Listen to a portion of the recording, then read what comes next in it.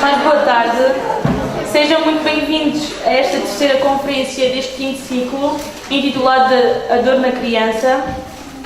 Espero que gostem. Passo a palavra à professora Odete Lemos, moderadora desta conferência. A professora irá apresentar a mesa. Olá, boa tarde a todos. Começo por vos cumprimentar e ficar bastante contente por ver que temos várias pessoas interessadas neste tema da dor da criança, que para nós, quem trabalha nesta área da saúde infantil e pediatria, é de facto uma preocupação, porque nos preocupamos com tudo o que possa deixar a criança o mais equilibrada e saudável possível. E por isso, todas as agressões, sejam físicas ou emocionais, e a dor, são uma preocupação e pensamos sempre em atuar de forma a minimizá-la. Foi com muita satisfação que recebemos o convite da Associação de Estudantes para desenvolver este tema, da dor da criança, aqui nestas conferências, e na altura pensei que quem poderia de facto dar um contributo para a vossa formação, que começou a iniciar-se em várias unidades curriculares deste curso de licenciatura em enfermagem, nomeadamente na enfermagem da criança e do jovem, que tínhamos várias peritas na área, fossem na escola, fossem também formandas da escola, como vou apresentar a enfermeira Filipa, na qualidade de mestranda da ESEL também, ou parceiros nossos de outras instituições, como no caso da Sra. Enfermeira Ivone, que depois passarei a apresentar também de uma forma mais precisa, para falarem de alguns aspectos que vão complementar então essa formação que vocês já iniciaram. E por isso convidamos então a professora Helga Pedro, conhecida a todos vós e vossa professora noutras unidades curriculares, que fez um doutoramento aqui na Universidade de Lisboa na área da psicologia clínica, cujo tema se relaciona com a prevenção da dor na criança que é sujeita à vacinação. E por isso gostávamos de ouvir aqui partilhada as conclusões a que chegou, que mesmo sendo uma tese de doutoramento da área da psicologia clínica, tem uma série de resultados que nós enfermeiros, e vocês que estão a preparar para ser enfermeiros, tem toda a pertinência pensarmos, refletirmos neles, porque têm muitas implicações no cuidado que os enfermeiros depois também prestam às crianças com dor ou que possam vir a ter dor. A seguir vamos ter aqui a participação então da enfermeira Filipa Azevedo, como eu vos disse.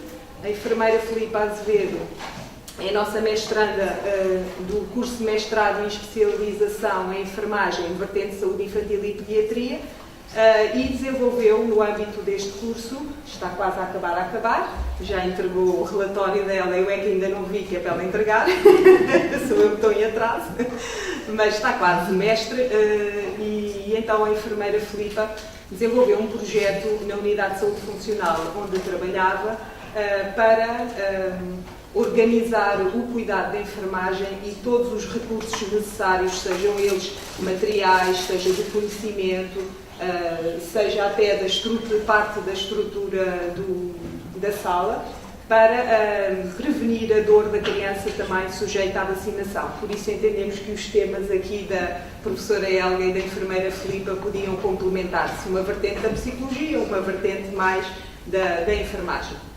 E depois, porque as medidas não farmacológicas de alívio da dor são uma área e são estratégias que dependem de nós enfermeiros e que nós enfermeiros temos autonomia para as utilizar, e também achei que foi uma área pouco desenvolvida ainda na parte teórica. Muitos de vocês no ensino clínico já tiveram a oportunidade de experimentar várias dessas estratégias, no entanto achamos que era uma área, e em conversa com a Associação de Estudantes e as colegas que organizaram esta conferência, que era uma área que merecia a pena trazer e desenvolver mais.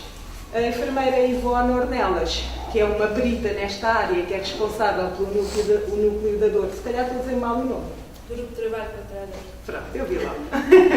O Grupo de Trabalho contra a Dor do Hospital Dona Estefânia, que se tem dedicado muito a tudo quanto sejam estes aspectos de gestão e de organização das equipas lá do hospital para gerirem a dor adequadamente e com todos os processos e as auditorias a essa e monitorização, a essa implementação das estratégias, era a pessoa que nos parecia mais indicada para trazer também aqui a sua experiência e o seu conhecimento e, portanto, trouxe-nos com uma riqueza de materiais para vos estimular à utilização dessas medidas também e vai focar a sua comunicação essencialmente nesse aspecto.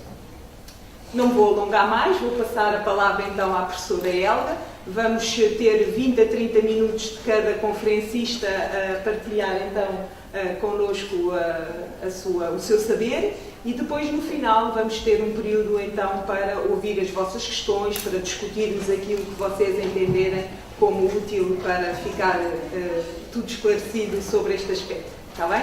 Muito obrigada. Professora Helga.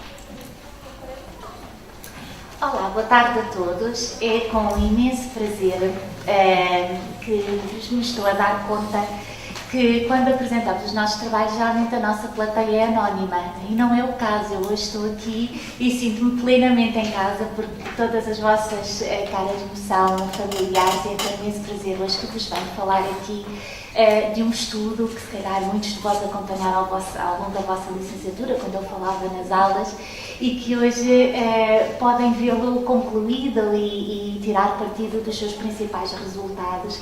E, portanto, que bom encontrarmos aqui hoje para vermos também este fecho e no que é que isto vos pode ser útil. Portanto, vou chegar um bocadinho mais aqui, é mais fácil.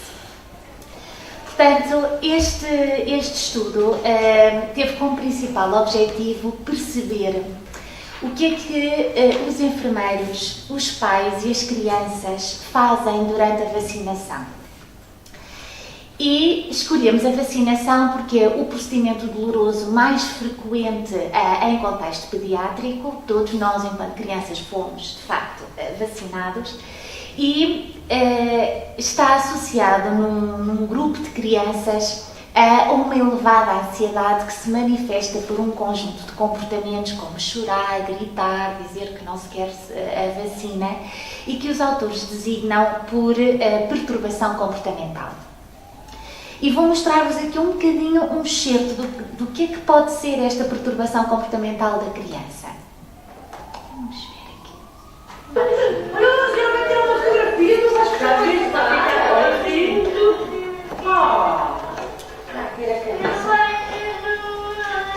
Olha, alguém já disse o que é uma vacina? Não é uma vacina. Vai. Quem disse que não vai? Eu já estava aqui da Antônia. Ai, Antônia, não é? Agora, não trouxe ela para a vacina, parece que ela tem vacina. Eu já ouvi o computador.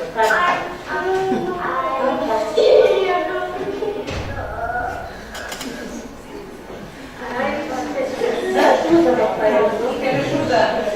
É mesmo, eu posso ajudar. A direita.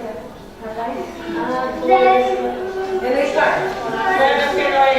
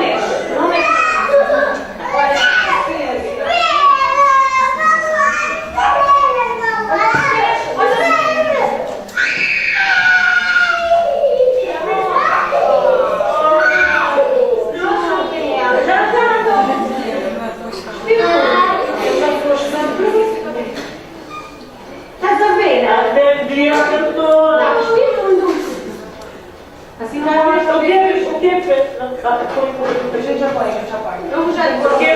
Não quero levar mais uma vacina.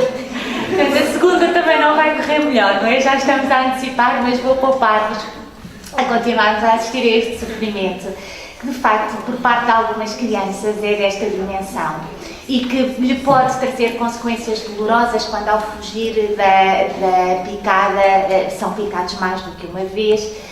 E como é inevitável todos nós, ao assistirmos pelo menos a este vídeo, agora imaginemos lá, sentimos uma considerável ansiedade e de facto as crianças mobilizam tudo o que podem para pedir o nosso apoio e o nosso conforto e de preferência para podermos parar a administração da vacina, não é? E portanto é de facto uma reação que afeta imenso a experiência que se tem nesta sala de enfermagem e até mesmo por parte dos profissionais de saúde, o conforto com que estão a administrar o procedimento. Já há um modelo de um autor americano que começou a fazer estes estudos em 1989, portanto já há muitos anos, e que nos explica que o comportamento da criança depende quer de variáveis distais, portanto mais distantes no tempo, como o próprio temperamento da criança, o estilo parental, a preparação que os próprios enfermeiros têm ao longo da sua formação académica, e também, a par disto, um conjunto de variáveis proximais, ou seja, um conjunto de comportamentos que os próprios enfermeiros e os pais têm durante a vacinação pediátrica e que será da interação destes dois tipos de variáveis que podem contribuir para que a criança se perturbe mais comportamentalmente ou que diminua também o seu confronto, a sua forma de lidar com o procedimento. Eu vou, sobretudo, apresentar-vos o estudo com as variáveis proximais ao nível dos comportamentos, não só porque são aquelas que são mais facilmente observáveis e avaliadas, como também são aquelas que são mais fáceis de modificar. É muito mais difícil mudar as variáveis distais, como estão a imaginar. Então, o objetivo geral é o seguinte, é nós percebermos quando os adultos fazem determinadas coisas durante a vacinação, como é que isso influencia a reação da criança à vacinação. E para isso utilizamos como instrumento uma escala de observação. Portanto, nós filmamos todas as vacinas e do qual o exemplar é este que vos mostrei há pouco, e nesta escala nós podemos classificar cada um dos comportamentos de 0 a, ou seja, não está presente o comportamento, a 5. Sim, de facto este comportamento está presente praticamente durante toda a vacinação. Utilizamos também um outro instrumento, que é uma escala de faces, em que a criança, no final da vacina, apontava para a face que mostrava como é que ela se tinha sentido durante a vacinação, e havia uma fase que ia desde a expressão sorridente até à fase em que a criança tinha lágrimas e via-se claramente que estava a chorar. Pedimos depois também para os adultos nos dizerem quão ansiosos se sentiram durante a vacinação, quer os pais, quer os enfermeiros, e já estamos a imaginar que numa situação como esta se aproxima muito facilmente do 5. E pedimos também para eles nos dizerem como é que acham que a criança se estava a sentir, desde 0, nada ansiosa, a 5, muito ansiosa, durante a vacinação. Em relação à amostra, portanto, nós estudamos o comportamento de 220 crianças, portanto, 220 vacinações, crianças em idade pré-escolar, pelo que a média das crianças rondava os 5 anos de idade, a maior parte eram de etnia caucasiana e a quase totalidade de nacionalidade portuguesa. Os familiares que acompanharam a criança, na sua grande maioria, foram mães, mas também houve crianças acompanhadas por pais, por avós ou por outros familiares, como tios ou irmãos mais velhos. O nosso estudo contou com a participação de 23 enfermeiros, claro, como a própria população aqui da escola já nos indica, a grande maioria do sexo feminino, portanto só tínhamos 2 enfermeiros homens, com uma amplitude de idades grande, entre os 24 e os 49 anos, assim como uma experiência profissional também bastante vasta, entre os 2 e os 26 anos, sendo que a média andava à volta dos 12 anos. A maior parte, 19 dos 23, tinham licenciatura, 3 especialização em pediatria e saúde infantil e um dos enfermeiros tinha bacharelato. Em termos de resultados, nós fizemos análises a vários níveis quer do ponto de vista descritivo dos comportamentos, o que é que mais observávamos do ponto de vista dos comportamentos, do ponto de vista correlacional, como é que estes comportamentos se relacionavam entre si, comportamentos dos adultos, comportamentos das crianças, o que é que os adultos faziam e quando é que isso explicava o comportamento das crianças, e também depois uma análise qualitativa em que nos reunimos com vários enfermeiros e desta amostra lhe perguntávamos várias explicações para comportamentos que tinham adotado durante a vacinação. Portanto, de uma forma muito sistemática, o que é que nós encontramos? Em relação à perturbação comportamental da criança, como nós observamos neste menino, os comportamentos mais frequentes da nossa amostra foram crianças que choraram, que disseram que não queriam a vacina, eu não quero levar 2 vacinas, e a procurar informação, sobretudo, que se ia doer muito. Olha, vai doer? Viravam-se para os enfermeiros e faziam esta pergunta. Os comportamentos dos adultos, que o autor americano considera que são comportamentos que ativam a perturbação da criança e que foram mais frequentemente observados na nossa amostra, foram o comentário securizante, a crítica e a intimidação. Deixem-me dizer-vos que a intimidação é um comportamento novo na nossa população portuguesa, que não existia na população americana, o que é muito interessante do ponto de vista cultural. Eu vou explicar-vos o que é que significa intimidação. É aquela ameaça que os pais fazem: se te continuas a portar mal, eu vou-te bater. É este tipo de levas um estalo ou controla-te, senão não tens qualquer coisa que combinamos. A crítica, que é um dos outros mais frequentes também, é dizer à criança: não sejas marica, estás-te a portar tão mal. Ou o comentário securizante, que é aquilo que nós intuitivamente fazemos quando vemos alguém a sofrer, que é: vai correr tudo bem, não te preocupes, não tenhas medo. E aparece, e se calhar alguns de vós estão a pensar, mas como é que a empatia aparece aqui? A empatia, que é uma panagem da formação dos enfermeiros, como é que a empatia pode ser um comportamento que ativa o choro, a resistência verbal, o grito das crianças? E é uma coisa que podemos deixar para a parte da discussão, se quiserem aprofundar e compreender melhor. Assim como o comentário securizante, porque é que será que quando nós dizemos que vai correr tudo bem, a criança fica mais perturbada? São 2 resultados interessantes para nós discutirmos. E, de facto, este da intimidação, que é um comportamento completamente novo, que aparece na nossa amostra. Ora, o que é que nós verificamos? Que todos aqueles comportamentos de perturbação comportamental funcionam como uma categoria única. Ou seja, quanto mais a criança chora, mais ela tende a gritar, mais ela tende a dizer que não quer, etc. O que já não acontece com os adultos. Ou seja, quanto mais um adulto critica, não quer dizer que esse adulto também mais empatize ou que esse adulto mais intimide. Portanto, os comportamentos não estão tão associados. E daí que nós não possamos tratar como uma categoria e que os resultados que eu vos vou apresentar sejam, de facto, mais individuais. O que é que nós sabemos? Ora, da parte dos pais, quanto mais eles securizam, criticam e intimidam, isto explica 57% da perturbação comportamental da criança. Estão a ver que é muito, não é? É muito. Quanto mais os pais fazem isto, mais a criança tem aqueles comportamentos que ouvimos ali o nosso amiguinho ter. Do ponto de vista dos enfermeiros, os nossos resultados indicam que quanto mais o enfermeiro critica, securiza e empatiza, estes comportamentos são os que explicam 41% da perturbação comportamental da criança. Portanto, vale a pena realmente olharmos para estes comportamentos e tentar perceber o que é que podemos fazer em alternativa. Em relação aos comportamentos de confronto da criança, este autor fala muito que o confronto é a criança ter a capacidade de se distrair durante a vacinação. Não se esqueçam que são crianças entre os 4 e os 6 anos, portanto ainda são crianças que não conseguem compreender muito bem o procedimento e, portanto, o mais eficaz para um procedimento tão curto com crianças saudáveis é realmente distraí-las. E verificámos que de todos os comportamentos que observámos e que estavam naquela grelha de observação, os mais frequentes na nossa amostra foram verbalização de confronto da criança, olhar para o enfermeiro e dizer: sabes que eu já sou muito crescido, eu faço isto sem medo nenhum. Ou conversar sobre o cão, os colegas da escola, qualquer outro assunto que não o procedimento. E utilizar o humor. Eu nunca mais me esqueço de uma criança que no silêncio da sala de enfermagem começa muito espontaneamente, pergunta-nos: vocês conhecem a anedota do fantasma das cuecas rotas?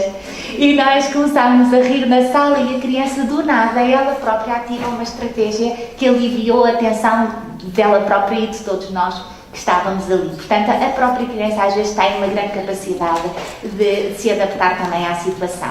Uma forma de humor também é fazer cócegas aos pais, ou alguma vez que tiram a camisolinha, os pais fazem cócegas às crianças, e portanto há aqui também algumas possibilidades de se rirem durante o procedimento.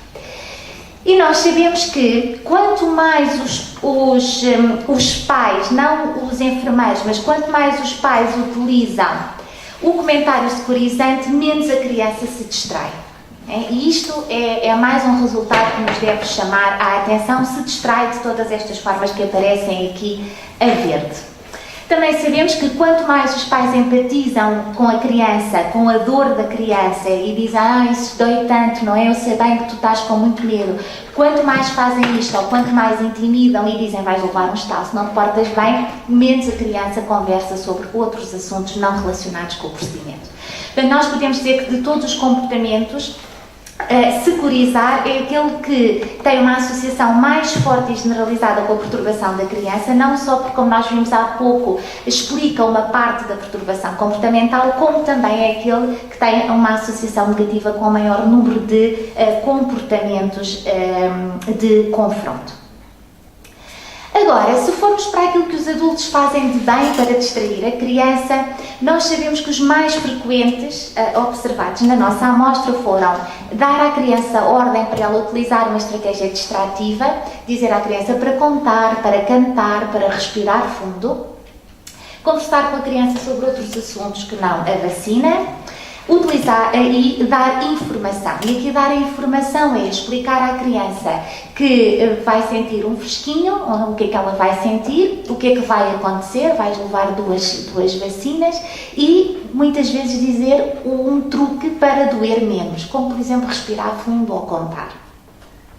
E verificamos que estes comportamentos têm uma associação muito positiva com os comportamentos de distração da criança, sobretudo a ordem para utilizar uma determinada estratégia e a conversa sobre outros assuntos, de facto, afeta aqui os respectivos comportamentos da parte da criança.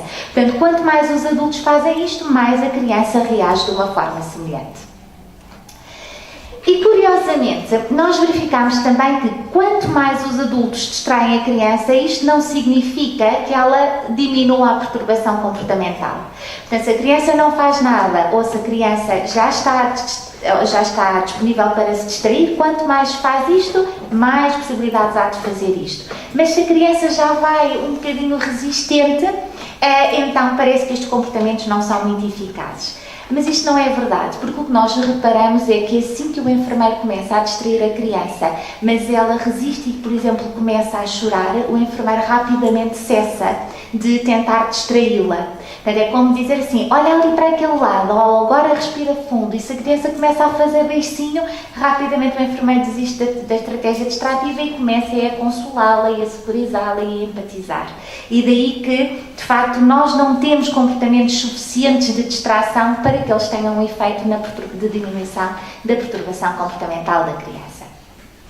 Ok, agora vamos tentar encontrar outra coisa. Bem, mas como é que será isto do ponto de vista da análise das variáveis, nós já percebemos que estes comportamentos são os mais frequentes e aqueles que mais influenciam o comportamento da criança. Mas será que nós poderíamos identificar um perfil de conduta? Será que assim que os nossos pais entram na sala de vacinação, nós podíamos dizer: este pai tem uma atitude tipicamente tal? Isto seria muito útil para os enfermeiros, porque assim que percebessem que género de pai têm à frente, poderiam rapidamente saber como reagir a eles. E, de facto, fomos fazer uma análise de clusters, que vos digo que é uma dor de cabeça do ponto de vista estatístico, mas que valeu a pena pelos resultados, e verificámos o seguinte: estes comportamentos são aqueles que estão aqui a bold, de todos aqueles que nós observamos, foram aqueles que realmente diferenciaram grupos de pais. E então nós encontramos sobretudo 5 tipos. O primeiro, reparem, 44% dos pais de 220 são muitos pais que se caracterizam sobretudo por fazer muito pouco ou nada durante a vacinação. Praticamente não dizem nada, permanecem em silêncio com a criança ao colo. Portanto, este é um tipo de pai pouco atuante, também não contribui positivamente nem negativamente para o processo, portanto está de uma forma mais passiva. Depois temos 21% dos pais que se caracterizou sobretudo por dizer à criança para olhar para o outro lado, portanto para se distrair, ou para dizer à criança para respirar ou para contar. Temos depois um outro grupo de pais de promotores de confronto passivo, que são aqueles que conversam sobretudo com a criança sobre outros assuntos, sobretudo o que é que vão fazer a seguir quando saírem dali. Temos 11 pais que o que fazem tipicamente é securizar a criança, dizendo-lhe que vai correr tudo bem. E temos depois um grupo de pais críticos, que são logo aqueles que entram na sala de enfermagem a dizer à criança que ela já se está a portar mal e que é inadmissível e que já não gostam dela e uma data de coisas assim menos afetuosas. Portanto, do ponto de vista crítico, temos estes 5 grupos de pais. E dos enfermeiros? Os enfermeiros, curiosamente, têm algumas semelhanças também em termos de perfil. Felizmente, temos muito mais enfermeiros atuantes, portanto, apenas 24 nas observações, a 24% dos 220 foram mais passivos, o que é um bom sinal, quer dizer que há mais enfermeiros, de facto, que tendo a autoridade na situação, são atuantes. 25% utilizam, sobretudo, ordens para a criança se distrair ativamente.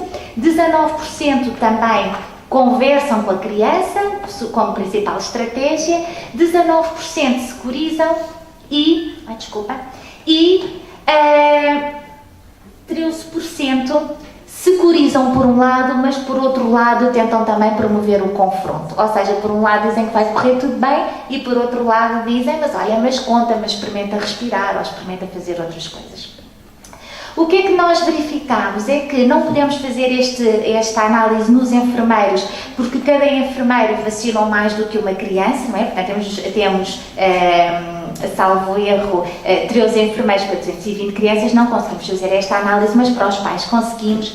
E, de facto, nós verificamos que os pais críticos e os pais securizantes avaliaram as suas crianças como significativamente mais ansiosas do que os pais que conversaram com a criança, que tentaram distraí-la ativamente ou que atuaram um pouco durante a vacinação. Em relação às crianças, então como é que se organizam as nossas crianças? As nossas crianças distinguem sobretudo em 4 grupos. Temos crianças pouco atuantes, reparem, 52%, portanto podemos ver que mais de metade da amostra não se perturba muito com a vacinação, o que é um bom sinal, ainda bem que nem todos os meninos são como estes que nós vimos aqui, e que a maior parte não são. Depois temos 21% das crianças que são confrontantes, ou seja, são crianças que se distraem com muita facilidade durante o procedimento. Temos 16% que se caracterizam sobretudo por dizerem que não querem, eu não quero a vacina, eu não quero a pica, e temos 12%, então este assim como este menino que nós vimos aqui, que sobretudo entram na sala já a chorar, a gritar, a dizer que não querem e a precisarem de restrição física adicional, como esta criança que observámos aqui. Quando fomos ver as escalas de fases destas crianças, portanto, qual foi a carinha que elas escolheram para mostrar como é que se sentiram durante a vacinação, nós verificámos que, de facto, as comportamentalmente perturbadas, aquelas que nós vimos que mais choravam, gritavam, etc., de facto, tinham escolhido a carinha mais triste e escolheram significativamente mais essa cara do que as crianças que apenas disseram que não queriam o procedimento e que, com valores de ansiedade autoavaliada muito menor, as crianças confrontantes e as crianças pouco atuantes. E depois também fomos procurar como é que estes perfis se relacionam e então chegámos à conclusão que crianças pouco atuantes são sobretudo acompanhadas por pais pouco atuantes e, curiosamente, por enfermeiros que tentaram distrair muito a criança. E já vamos ver também este resultado. As crianças confrontantes, portanto aquelas que se distraíram, foram sobretudo acompanhadas por adultos que tentaram conversar com elas sobre outros assuntos, tentaram distraí-las falando sobre outros assuntos que não a vacinação. As crianças resistentes foram sobretudo acompanhadas por pais que tentaram securizá-las. E as comportamentalmente perturbadas foram acompanhadas por pais securizantes e por pais críticos e por enfermeiros securizantes e também por enfermeiros securizantes com promoção de confronto. Vamos lá tentar perceber um bocadinho estes resultados. Por que será que estes enfermeiros atenderam sobretudo estas crianças? Porque é muito mais fácil dizer a uma criança para respirar, ou para uma criança para contar, ou para cantar, se a criança está calma, não é? E daí esta relação. E eles explicaram-nos isto nas entrevistas. Depois, também verificámos que os pais e os enfermeiros tendem a ter condutas muito semelhantes. Geralmente, pais que foram atendidos por enfermeiros promotores de confronto ativo são os próprios pais também distratores ativos da sua criança. Quando os enfermeiros distraem mais a criança conversando com ela, os pais fazem a mesma coisa, participam na conversa. E os enfermeiros securizantes também geralmente atendem pais securizantes. E esta semelhança na atuação, nós quando falámos com os enfermeiros, eles explicaram-nos da seguinte forma, é que nós durante a nossa licenciatura, e 19 eram licenciados, nós não tivemos estratégias específicas de treino de como ensinar as crianças a lidar com a ansiedade durante a vacinação.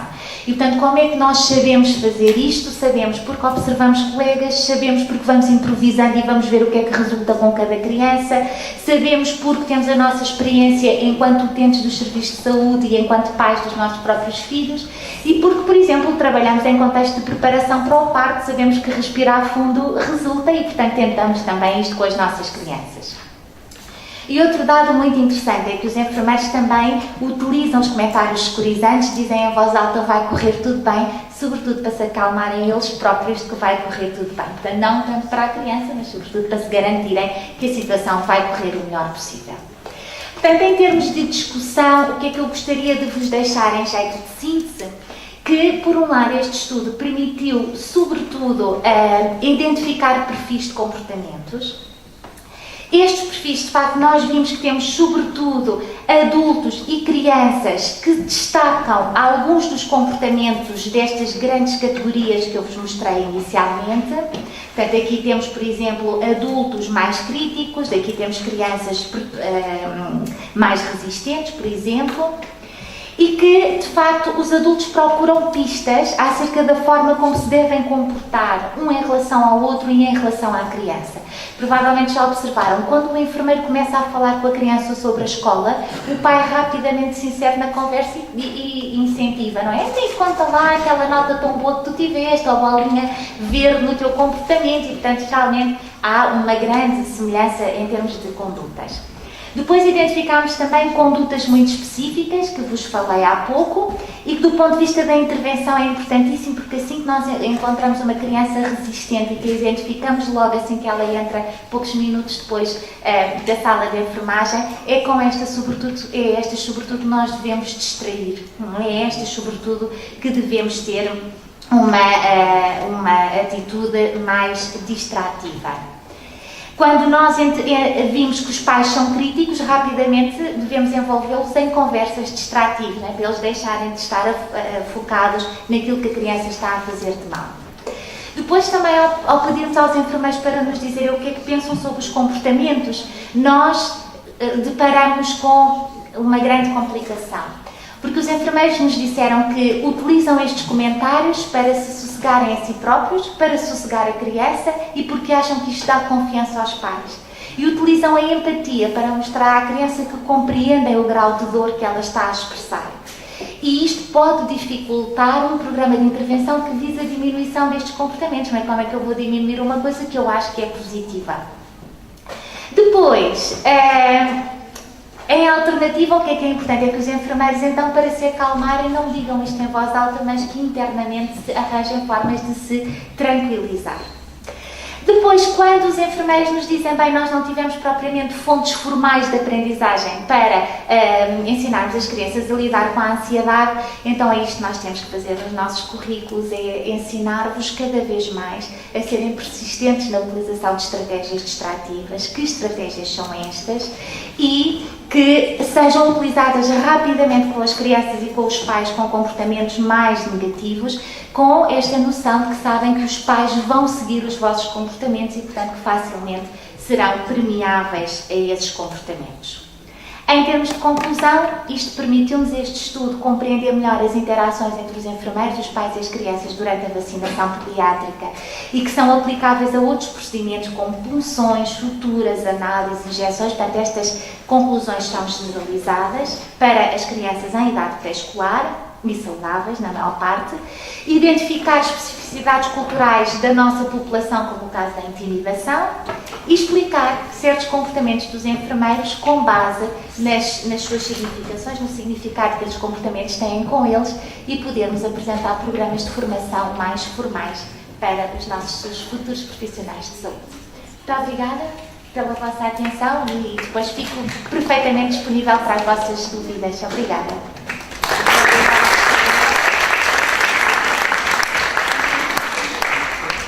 Obrigada à professora Elma, que nos trouxe as conclusões do seu estudo, como viram, muito importante e com grande impacto na nossa intervenção enquanto enfermeiros. Ainda bem que alguém que não é enfermeiro olha também para a nossa forma de atuação e nos pode devolver de uma forma já com padrões de como é que nós atuamos, para podermos olhar para nós e redefinir ou insistir em alguns comportamentos que existem têm impactos positivos na criança.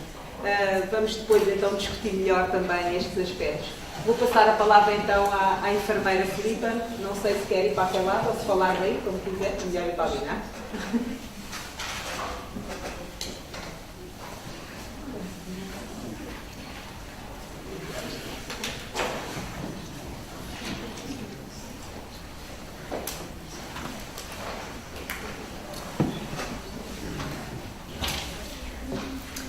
Boa tarde.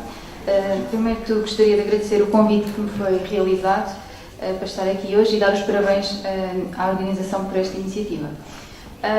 Esta apresentação está relacionada com o projeto que tenho vindo a desenvolver no âmbito do terceiro curso de mestrado de Enfermagem de Saúde Infantil e Pediatria, e tem como tema a intervenção do enfermeiro na prevenção da dor da criança sujeita à vacinação. Vou falar muito resumidamente sobre a dor associada à vacinação, justificar o porquê deste tema, falar um bocadinho do que delinea para este projeto em termos de objetivos gerais e específicos e as conclusões. Pronto, como já devem saber, né, a dor, a Associação Internacional para o Estudo da Dor diz-nos que a dor é uma experiência sensorial e emocional desagradável associada à lesão tecidual real ou potencial ou descrita em termos de tal lesão. Esta preocupação com a dor das crianças resulta do reconhecimento que as crianças têm de dor, guardam memória da dor e que esta dor não tratada tem consequências a longo prazo. Para além disso, é uma experiência que é complexa, multidimensional, subjetiva, que está associada a altos níveis de stress e ansiedade durante os procedimentos. Em relação à dor associada à vacinação, a vacinação é uma das atividades, das principais atividades da responsabilidade dos enfermeiros que trabalham em entidades subprimárias. Estas injeções são as fontes mais comuns de dor iatrogénica na infância. Não sei se tem noção, mas o Plano Nacional de Vacinação implica no mínimo 13 injeções a cada criança jovem, porque muitas vezes ainda tem as injeções extra-plano. Portanto, e sabendo que é da responsabilidade dos enfermeiros contribuir que o alívio da dor seja uma prioridade nos cuidados de saúde, e sabendo também que no meu local de trabalho, que é uma ECF, havia uma oportunidade de melhorar este tipo de cuidados e era uma preocupação transversal a toda a equipa, resolvi então desenvolver este projeto. Ele tinha como objetivos gerais, primeiro de tudo, desenvolver competências na prestação de cuidados à criança, adolescente, submetida a procedimentos dolorosos no contexto de vacinação. Depois de desenvolver estas competências, conseguir então definir um padrão de intervenção de enfermagem na prevenção da dor da criança adolescente sujeita à vacinação no meu contexto de trabalho, na USF. Em termos de objetivos específicos, pretendia saber identificar reações da criança e adolescente face a procedimentos dolorosos, desenvolver capacidades de avaliação da dor adequada à criança e adolescente e desenvolver a capacidade de intervir, preparando a criança para procedimentos dolorosos de acordo com as suas características e etapa de desenvolvimento. Depois de atingir estes objetivos, pretendia então construir uma norma de procedimentos de enfermagem na prevenção da dor no meu local de trabalho e desenvolver também um plano de formação sobre esta área. Relativamente à identificação de reações da criança face aos procedimentos dolorosos, é necessário, né, para uma correta intervenção de enfermagem, sabermos identificá-las. Termos noção que tudo bem varia de criança para criança, mas sabemos que existem manifestações de dor diferentes associadas a cada faixa etária. Foram feitas observações, reflexões nos vários locais de estágio.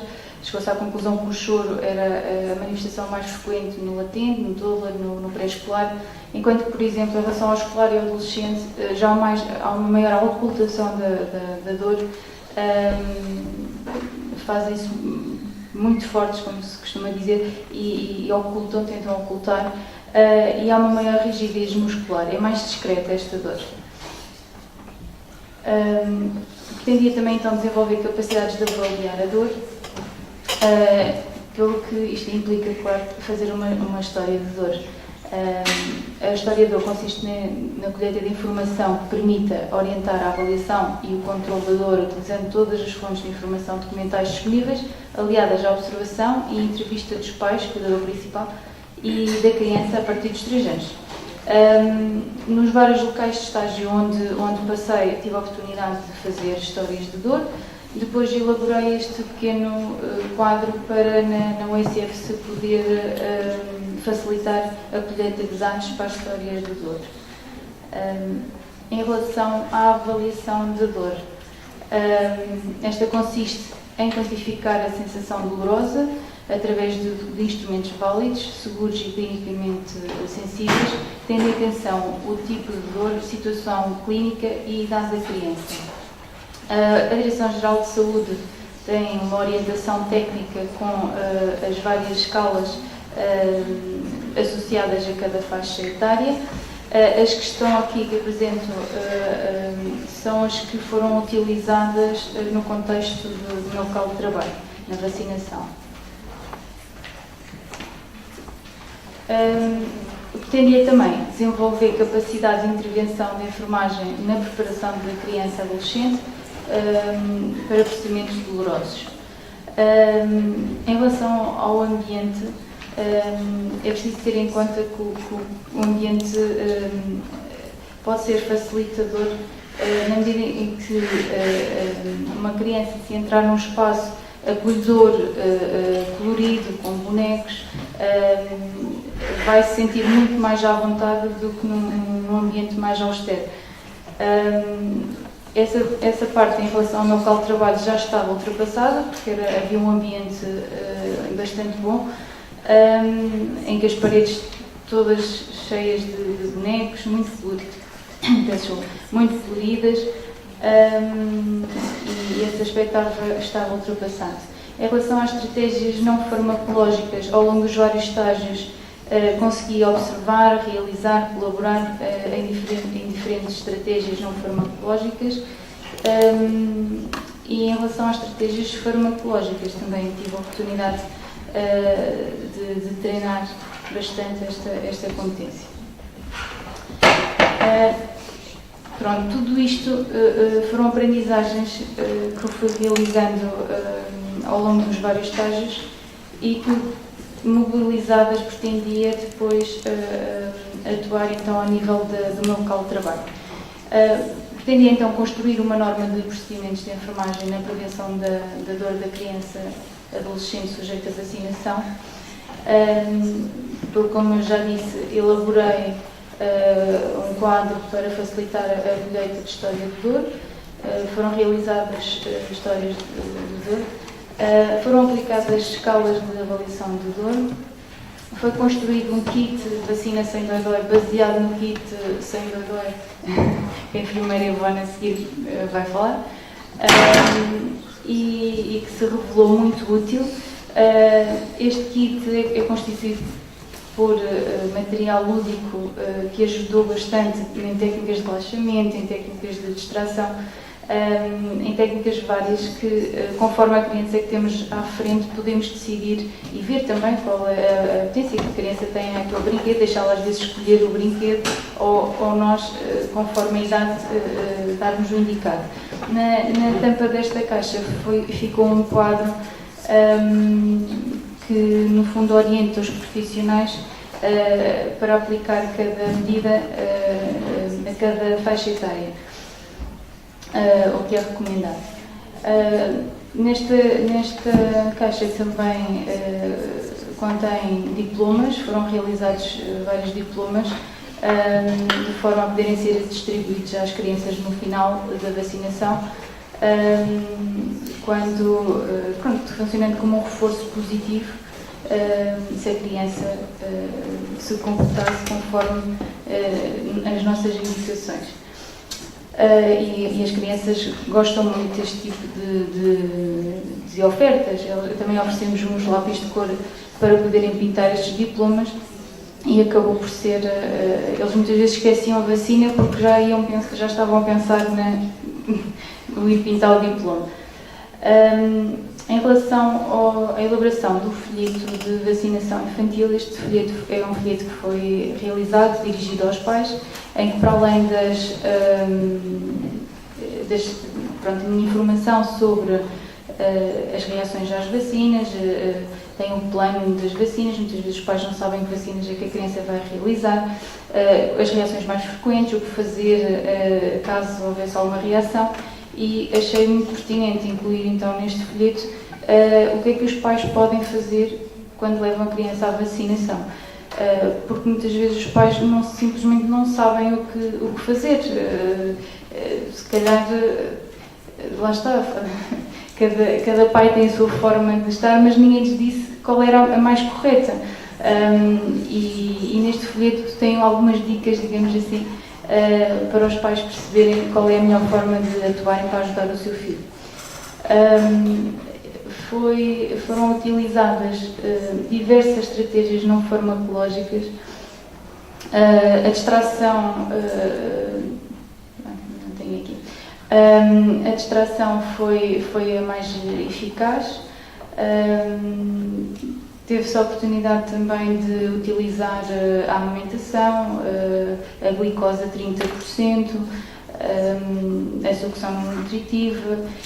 Houve várias estratégias que eu penso que não vale a pena estar a explicá-las, porque a seguir vão ser faladas, e que se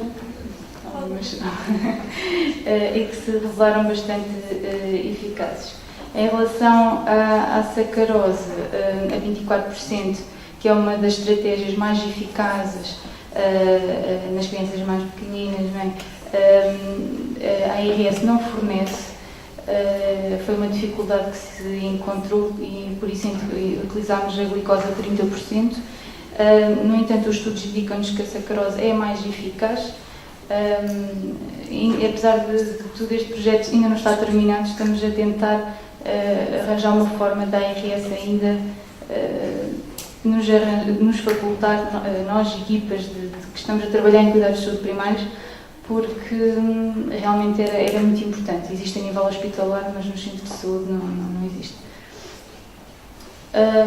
No final disto tudo, no fundo, foi resumido todas estas orientações sobre as manifestações comportamentais de dor, a história de dor, como fazer a avaliação, as técnicas de distração, as estratégias a utilizar. Tudo isto ficou, no fundo, resumido num documento que foi uma orientação técnica que ficou para os profissionais poderem consultar e poderem, assim, para além de terem conhecimentos de como poderem fazer as coisas,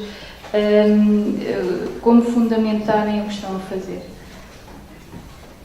Portanto, como estratégias não farmacológicas a serem utilizadas nos procedimentos dolorosos, A Direção-Geral de Saúde recomenda estas. Como eu falei, a distração foi muito utilizada, a glicose 30%, sucção nutritiva, a maior parte das vezes associada à glicose 30%. A amamentação também houve oportunidade e correu muito bem, foi muito positiva. O reforço positivo. Portanto, há aqui várias estratégias que funcionaram bastante bem. As estratégias não farmacológicas são estratégias autónomas de enfermagem e que trazem excelentes resultados, sem dúvida. Em relação às estratégias farmacológicas, nos procedimentos dolorosos, a Direção-Geral de Saúde para a vacinação recomenda a utilização do EMOA e ter em atenção que a utilização do EMOA na BCG é preciso ser feita com algum cuidado. Há poucos estudos que indicam que possa ser realmente feita, por ser uma vacina viva intracutânea, e é necessário, quando é utilizado o EMOA na BCG, monitorizar se realmente esta imunização está bem feita ou não. Tirando esta vacina, todas as outras podem ser utilizadas com segurança. Mas o EMOA é um medicamento que não está disponível também nos centros de saúde. Os pais que puderem e quiserem adquirir podem, é preciso da parte do enfermeiro também fazer o ensino, né, como aplicar, quanto tempo antes, tudo isso acho que são dados que nós temos de ter, estar à vontade para podermos dar estas competências aos pais para eles próprios poderem aplicar e quando chegarem à hora da vacinação, o EMOA estar colocado nos sítios corretos, da forma correta, com a hora correta. O paracetamol também é outra das estratégias farmacológicas aconselhadas. A Direção-Geral de Saúde diz-nos que pode ser utilizado 4 a 6 horas após a vacinação. É uma das recomendações que normalmente já se faz na vacinação, até porque como há vacinas que fazem febre, normalmente já se aconselhava fazer o paracetamol em caso de febre ou de dor após a vacinação. Portanto, também pretendia neste projeto desenvolver um plano de formação sobre intervenções de enfermagem na prevenção da dor da criança sujeita à vacinação. Este plano esta foi realizada então uma sessão de formação que tinha como objetivo definir então este padrão de intervenção. No fundo, esta sessão foi para poder sensibilizar ainda mais a equipa e pretendia-se no final da sessão os formandos estivessem, digamos que mais à vontade na aplicação, peço desculpa, na apresentação de argumentos sobre a importância de prevenir a dor na criança, que conseguissem nomear escalas de avaliação de dor, conseguissem indicar estratégias não farmacológicas e que refletissem principalmente sobre a implementação deste tipo de estratégias, sobre a implementação deste projeto no seu dia-a-dia na vacinação. Como conclusões, a dizer que a diminuição do medo, da ansiedade e da dor associados à vacinação são um foco importante nos cuidados de enfermagem, a filosofia dos cuidados não traumáticos.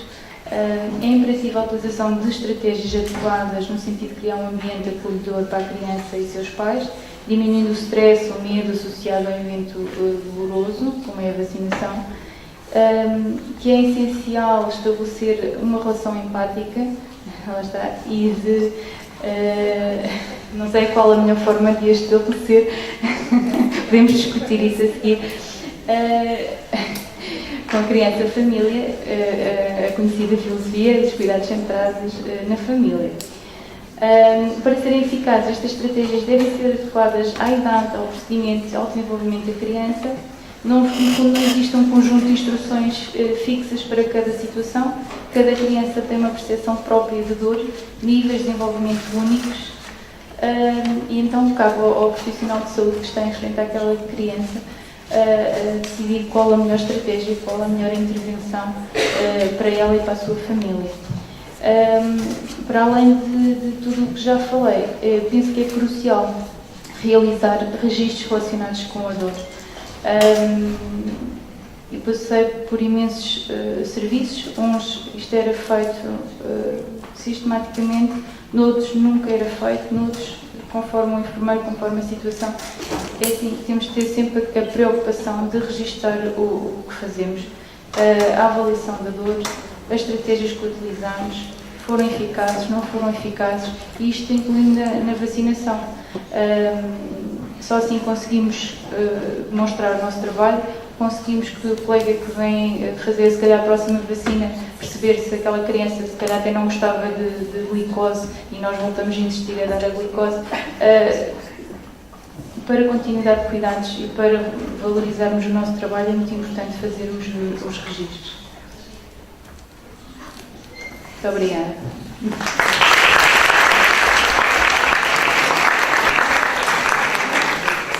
Muito obrigada à Sra. Enfermeira Filipa, que nos trouxe também aqui um pouco do seu percurso durante este mestrado, que culminou nesta elaboração da orientação técnica para o serviço, onde vimos que muitos dos dados que foram apresentados como conclusão também estavam aqui presentes, nomeadamente a formação, que vimos que era um aspecto muito importante para que os enfermeiros pudessem adotar comportamentos que ajudassem mais a criança e que implementassem mais medidas de distração. Ainda bem que há ali um ponto que penso que na discussão nós vamos poder retomá-lo, nomeadamente o dos comportamentos empáticos, que aí vimos uma dissonância grande de resultados, mas certamente depois enriquecerão a nossa discussão. Vou agora passar a palavra então à Sra. Enfermeira Ivone Ornelas para concluirmos esta série de apresentações que depois vão estimular a nossa discussão. Muito obrigada.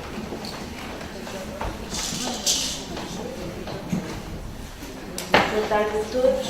É com muito prazer que aqui estou e agradeço o convite que me foi dirigido e muitos parabéns pela organização desta iniciativa, porque a partilha de experiências é muito boa, enriquece-nos a todos e acho que todos temos que aprender uns com os outros, porque eu hoje já aprendo coisas novas e também tenho que refletir sobre a relação empática e o modo como estabelecê-la.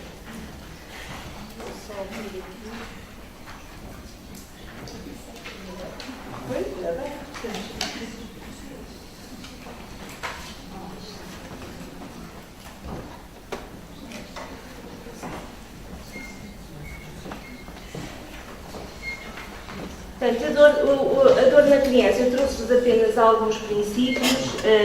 Toda a pessoa tem direito ao controle da dor e nós, profissionais, temos o dever do controle da dor e, portanto, devemos adotar estratégias de prevenção do controle da dor, dando particular atenção à dor provocada pelos atos diagnósticos e terapêuticos, nomeadamente a vacinação, e que no hospital há muitos outros. No artigo 9 das intervenções dos enfermeiros, em termos das competências dos enfermeiros, pela ordem, consideram-se autónomas as ações realizadas pelos enfermeiros sob a única e exclusiva iniciativa e responsabilidade, de acordo com as respectivas qualificações profissionais na prestação de cuidados. Eu saliento aqui a aplicação das estratégias não farmacológicas e a avaliação da dor, que também já foi falado. No controle da dor, no hospital ou no centro de saúde, realizam-se procedimentos que podem causar medo, ansiedade e dor. Adotar estratégias não farmacológicas, complementares ou não às estratégias farmacológicas, e aqui é importante, quando se faz a avaliação da dor, saber quando devemos aplicar o não farmacológico. Podemos deixar isso depois para a discussão, porque as estratégias não farmacológicas são essencialmente aplicáveis na dor ligeira e de intensidade até 4. A partir de 4, pensem primeiro administrar terapêutico e só depois aplicar o não farmacológico. Portanto, com o objetivo de prevenir, aliviar e controlar a dor, aumentar o limiar de tolerância à dor, aquilo quando nós pretendemos com as estratégias não farmacológicas é essencialmente ou prevenir, aliviar e controlar ou aumentar o limiar de tolerância à dor, porque todos nós somos um somatório. Somos um somatório de mecanismos de adaptação que ao longo da nossa vida, desde que nascemos até que morremos, vamos adotando estilos de confronto diferentes, para contribuir para o conforto e bem-estar da criança e pais. Quem trabalha na pediatria tem que trabalhar sempre e ter sempre em atenção os pais, porque são os pais os elementos securizantes e de confiança da criança. Pais ou pessoas significativas, às vezes não são os pais, são os avós. Eu trouxe-vos aqui um dos direitos da criança, que é o direito a brincar. E, portanto, temos que o respeitar dentro das nossas possibilidades, porque brincar é uma forma de comunicar com a criança e com os pais. Portanto, a criança aprende porque brinca, é através da brincadeira que ela aprende.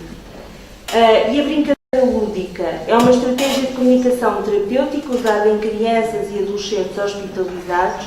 Esta autora só fala nos hospitalizados, mas para mim é muito mais abrangente, hospitalizados ou não, composta por diferentes técnicas que ajudam na transmissão de informações verdadeiras, em linguagem adequada ao desenvolvimento cognitivo e intelectual do sujeito em foco, com o objetivo de reduzir a ansiedade e o medo associados à cirurgia, aos procedimentos invasivos a realizar e que constituem uma ameaça à integridade física.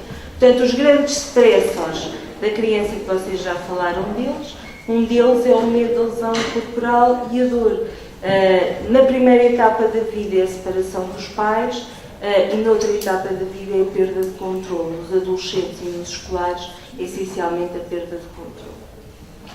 Portanto, a brincadeira lúdica e terapêutica, a grande vantagem que tem é facilitar a expressão e a projeção de emoções e sentimentos.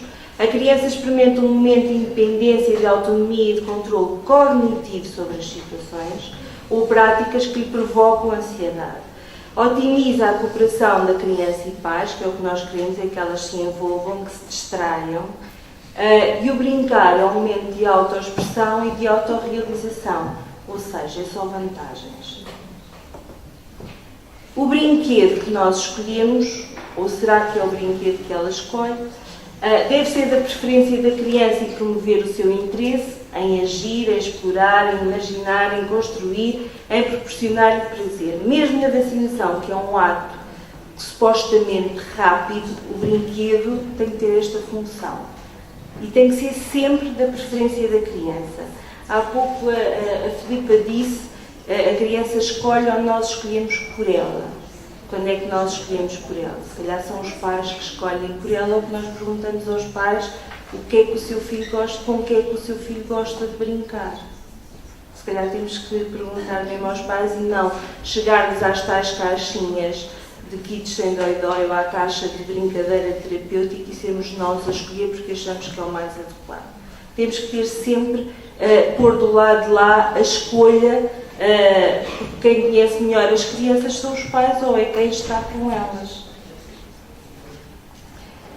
Trouxe-vos apenas algumas, a nível das estratégias gerais, e que a Filipa já falou, o ambiente, a nível das estratégias cognitivas, o brincar e a distração, e uma não anda sem a outra, a nível das comportamentais, contração e descontração muscular e respiração, e a nível das sensoriais, o toque terapêutico e a fricção. E estas estratégias estão aqui separadas por uma questão de organização e de vocês entenderem melhor, mas elas interagem todas entre si. Podemos utilizá-las todas quase que em simultâneo. Portanto, é só por uma questão de orientação. Portanto, a nível do ambiente, já foi aqui falar, a nível do acolhimento, devemos apresentar, dizermos quem somos e, sobretudo, recebermos as pessoas com um sorriso, porque se nós temos muitas preocupações, se andamos a correr de um lado para o outro e se pensamos que temos 20 crianças para vacinar, se calhar, passa a expressão, e porque eu não gosto de nada, estamos a despachar utentes. Eu costumo dizer que nós não despachamos ninguém. E às vezes no hospital temos alguém a pressionar-nos para despacharmos utentes, porque as salas de trabalho temos imensos pensos para fazer e depois temos outros profissionais a pressionar-nos para que realizemos os procedimentos o mais rápido possível. As estratégias não farmacológicas requerem formação e tempo. E quanto mais treino tivermos, mais competência temos, mais rapidamente as mobilizamos.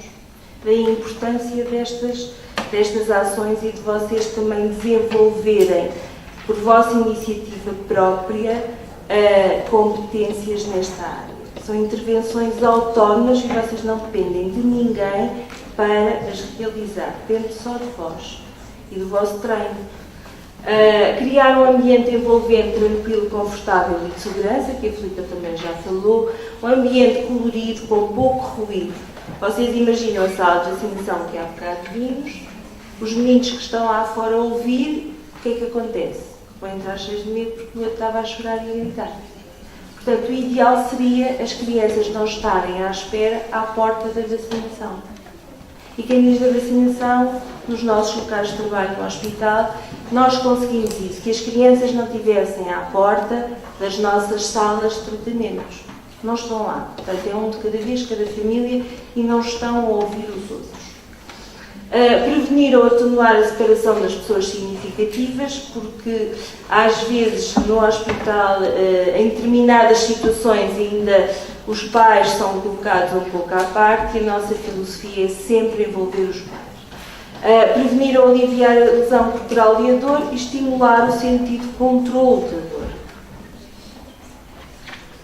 Nas intervenções dirigidas à criança e pais, dotar a criança e pais de informação sobre o que vai acontecer, o que ela vai experimentar e o que podem fazer durante o procedimento invasivo e ou doloroso para controlar o medo, a ansiedade e aliviar a dor. Envolver sempre a criança e os pais. Ensinar estratégias simples, que é o que hoje vamos ver aqui. Envolver sempre os pais, porque se os pais estiverem distraídos, deixam de ter aqueles comportamentos de crítica e de intimidantes e, enfim, outras coisas que... ou passivos. Ou permanentemente olhar só para a criança e não fazerem nada. Portanto, as estratégias não farmacológicas, eu gosto de brincar com. Pode ser com as formas, pode ser com as expressões, pode ser a cor que eu mais gosto hoje, é o laranja, amanhã pode ser o amarelo, depois pode ser o verde ou o azul. E muitas vezes fazemos aqui um jogo com as cores. Qual é a cor que tu mais gostas, a cor que eu mais gosto, a cor que o pai mais gosta? E muitas vezes as crianças associadas à cor vão para onde? Para os clubes de futebol, sobretudo os rapazes. E às vezes, uma simples conversa, o procedimento fez-se rapidamente. Já falaram aqui também do kit Sendai-Doi, é um kit com material lúdico-pedagógico que ajuda no ensino destas estratégias, quer à criança, quer aos pais. Eu construí este kit por necessidade própria, porque senti essa necessidade. Trabalhava na consulta externa em 2002 e tinha às vezes 20 crianças para fazer peso, muitas vezes pesos de queimados que são extremamente dolorosos. E, portanto, sozinha, às vezes com o apoio de um auxiliar, portanto eu tinha que envolver os pais e tinha que lhes ensinar estratégias simples a eles e às crianças, porque senão o peso demorava muito mais. Porque se as crianças não estiverem distraídas, o que é que nós tentamos fazer quando aplicamos a brincadeira? É desviar da atenção do estímulo doloroso. A percepção de dor fica modificada. É o que nós queremos, modificar. E à medida que a modificamos, vamos acrescentando internamente mecanismos de coping. A criança vai ser o somatório desses mecanismos de coping. Vai interiorizando e a memória vai ficando alterada. Intensidades de dor elevadas durante períodos prolongados, como acontece em situações de internamento longo, dá alterações do primeiro neurónio, dá alterações que são transmitidas à geração seguinte. Portanto, compete-nos a nós prevenir, desenvolver estratégias para prevenir e aliviar a dor. Somos nós que estamos lá 24 horas por dia no hospital. No centro de saúde, são os enfermeiros, a maior parte das vezes, que fazem os procedimentos dolorosos. Este kit é constituído por material lúdico diverso, que vai dos 0 aos 18 ou dos 0, como eu costumo dizer, aos 80. Agora já estamos com 100, estamos a ser Pois é, eu sei. Pronto, tem aqui uma série de materiais. Eu trouxe aqui apenas algumas. A música é das coisas mais simples de nós utilizarmos nas nossas salas, não parece, mas é. portanto, as canções de embalar e de encantar, treinem-se nas vossas canções infantis para poderem cantar, que é mais correto. Desde já é mãe ou pai, está mais atualizado. Quem não é, eu já sou uma mãe, entre aspas, velha, né? Os meus já são crescidos, mas também tenho de treinar para os pequenos e, portanto, eu trouxe, há livros, há CDs para nós treinarmos, para nós colocarmos o CD naquela hora e para podermos cantar com eles. Vocês podem pedir para eles levarem. Traga lá as músicas que o seu filho gosta mais e naquele momento canta o pai ou a mãe com eles e cantamos nós também aprendendo. Portanto, é uma interação diferente. As canções de embalar e de encantar para as crianças até aos 3 anos correspondem muito a canções tranquilas, ao andamento do batimento cardíaco. Os sons entoam-se de múltiplas formas, alto, baixo, grave, agudo, porque não interessa cantar no mesmo tom. Se eu cantar aqui uma música, a Dona Aranha subiu pela parede, veio a chuva forte e a derrubou. Agora se eu cantar, a Dona Aranha subiu pela parede, veio a chuva forte e a derrubou. O sol já vem surgindo. Esqueci. A chuva já passou, o sol já vem surgindo. E a Dona Aranha na parede vai subindo. À medida que nós cantamos, eu trouxe aqui a Dona Aranha, à medida que nós cantamos, isto é mole, reparem, isto é mole, bem cor, e depois tocamos na própria criança e vamos tocando no corpo. E portanto, quem é que faz isto? Os pais. Estamos a envolver os pais na canção, são eles que os distraem, portanto, deixam ver aqueles comportamentos que nós vimos e estão envolvidos e aprendem connosco e eles depois cantam outras atrás.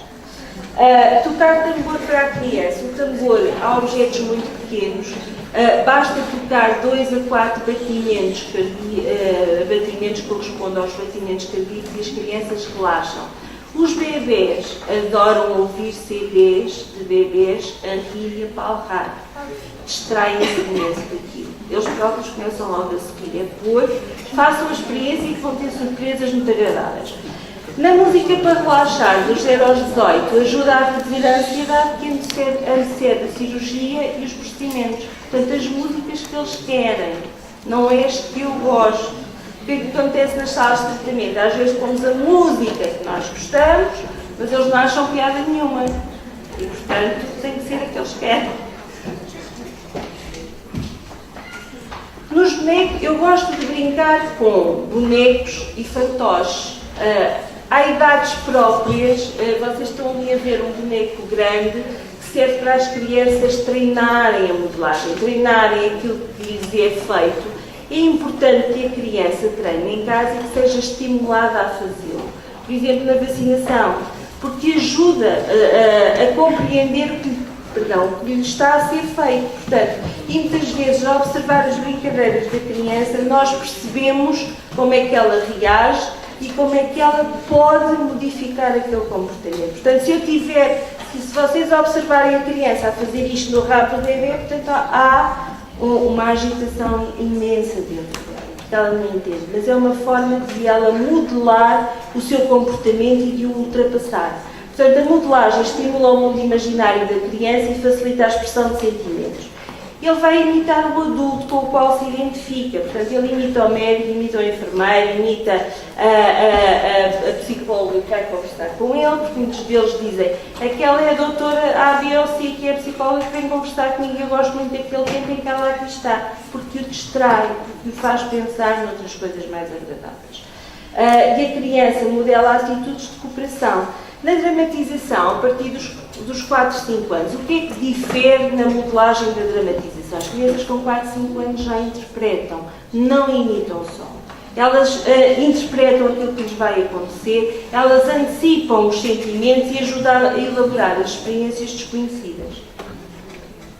Nos jogos, os jogos permitem a transformação da realidade e estimulam a criatividade.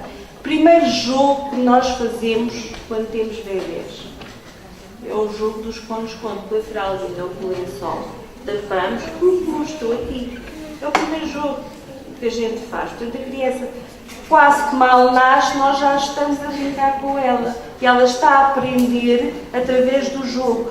O jogo faz de conta em que há uma distorção da realidade, mas que ela depois reelabora aquilo que se está a fazer. O Game Boy puramente distrativo, portanto desvia a percepção da dor, e os jogos de construção, que também serve para dar informação.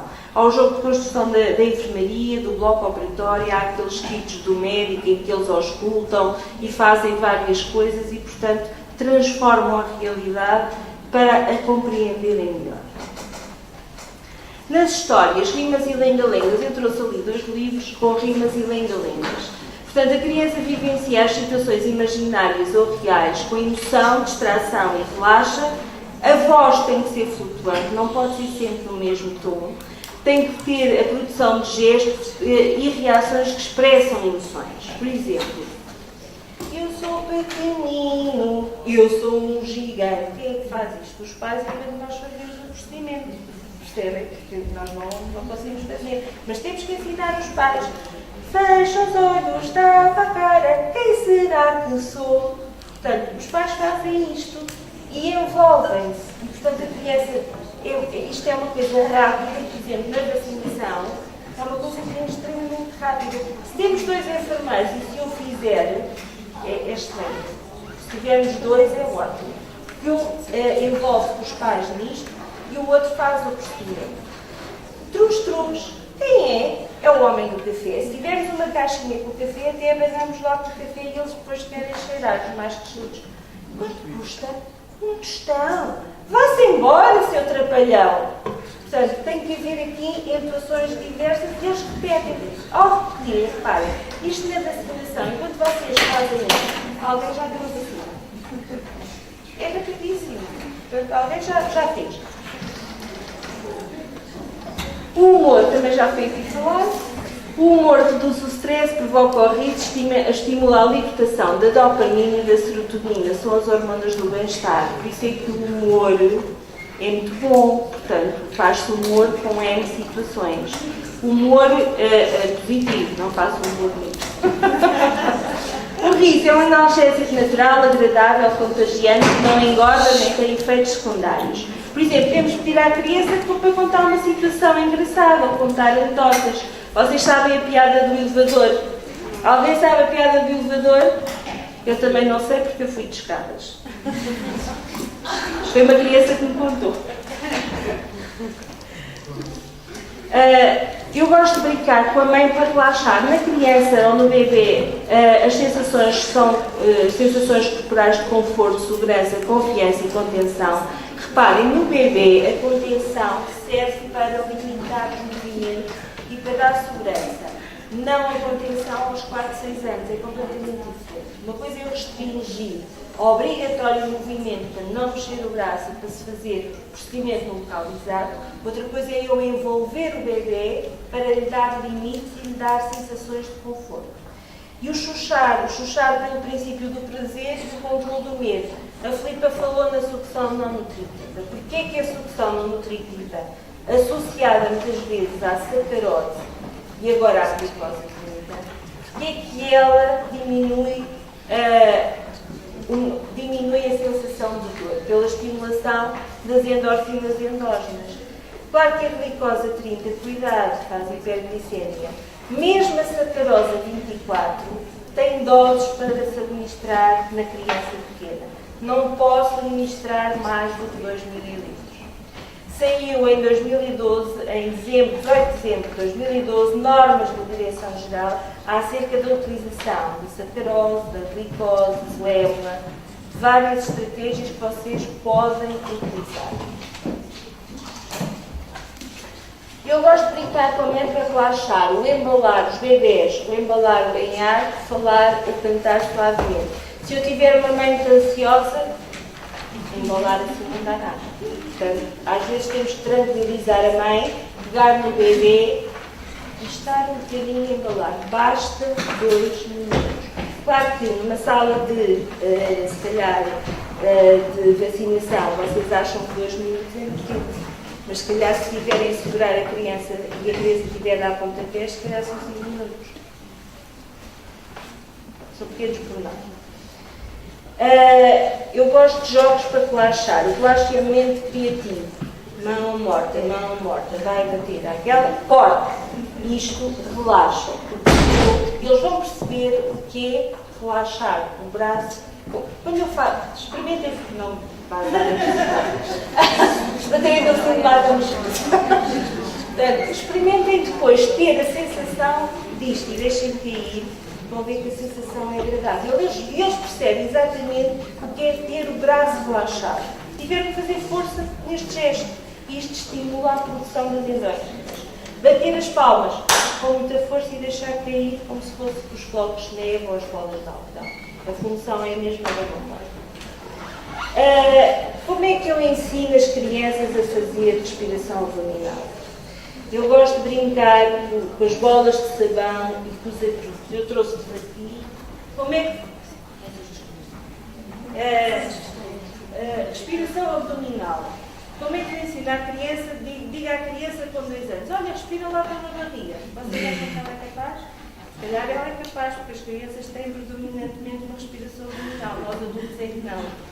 Mas através, neste momento, os balões estão proibidos e, portanto, nós usamos os apitos tipo de engolição. Portanto, isto depois é o prémio, não é? Eles a seguir têm o prémio de levar o apito. Isto é individual. Portanto, reparem. Então vamos lá respirar. E enquanto eles fazem isto, nós estamos a fazer o procedimento. Claro que os pais também podem fazer com eles.